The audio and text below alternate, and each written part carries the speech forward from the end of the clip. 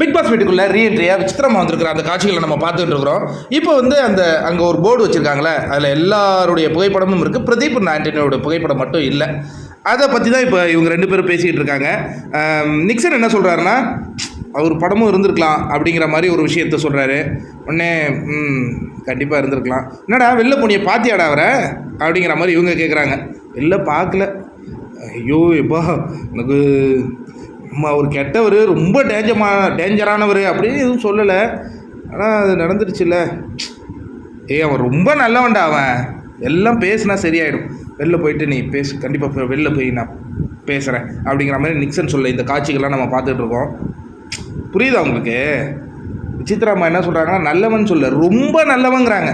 அந்த ரொம்ப நல்லவனை தான் இவங்க ரெட் கார்டு கொடுத்து வெளில அனுப்புனதோடு மட்டும் இல்லாமல் ஒரு கெஸ்ட்டாக கூட அவர் உள்ளே வரல பாருங்கள். அந்த ஃபோட்டோவில் கூட அவருடைய அந்த ஒரு கண்டஸ்டன்ஸினுடைய எல்லா ஃபோட்டோவும் இருக்குது, அதில் அவர் ஃபோட்டோ மட்டும் இல்லை. இவ்வளோ வெளியே திரும்ப இதெல்லாம் ஏற்படுத்தும்.